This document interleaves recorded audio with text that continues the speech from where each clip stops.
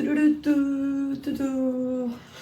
Hola, em dic Mercè Llimona, tinc 19 anys i estic estudiant Història de l'Art a Girona. Hola, soc la Maria Plana Gomat, tinc 23 anys i sóc una de les actuals Stalkers d'Olot. He acabat el grau en Comunicació Cultural i començaré el màster en Gestió Cultural. Porto 2 anys i mig treballant d'acomodadora al Teatre Principal d'Olot, ja que vaig néixer allà, i per mi la vinculació amb les arts escèniques sempre ha estat molt propera a mi des de ben petita, ja que sempre m'ha agradat anar a veure obres de teatre, tant com de teatre com de dansa, com qualsevol tipus d'arts escèniques, i inclús formar-n'hi part.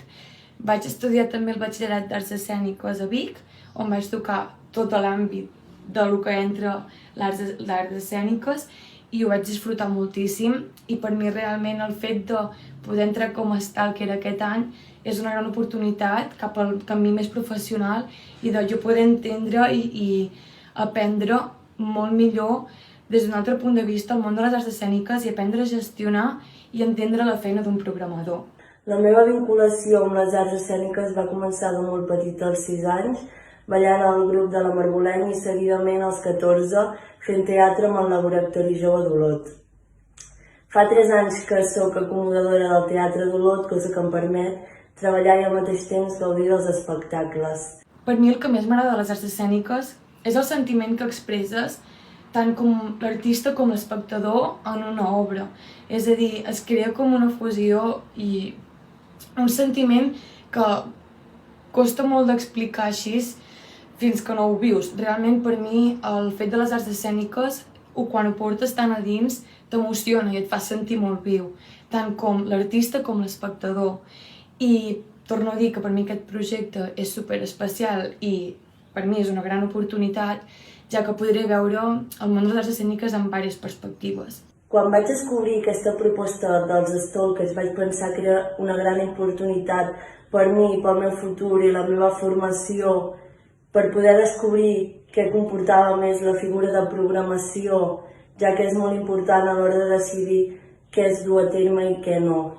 Per mi una obra escènica que hagi estat especial va ser Baró de Bel. En puc dir moltíssimes, però la companyia Baró de Bel realment la van ensenyar al sismògraf aquest any, el 2021, a Olot, i em va fer remoure moltes emocions, ja que van entrar tots els àmbits de l'art, com és la pintura, el cant, la dansa contemporània, el teatre, i realment em va fer sentir molt viva i em va emocionar moltíssim, però això com moltes altres obres que he pogut anar a veure.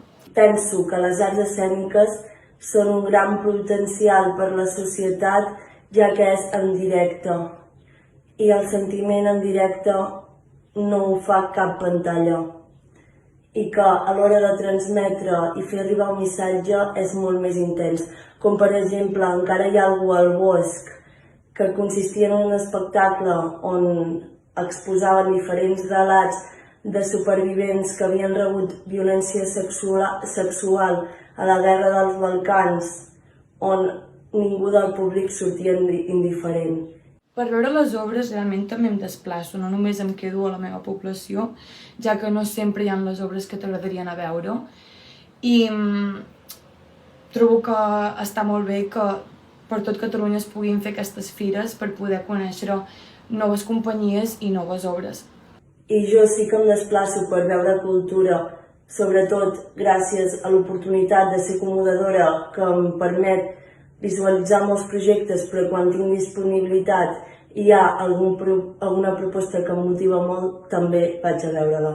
Adeu! Espero que ens veiem aviat i que tot vagi genial.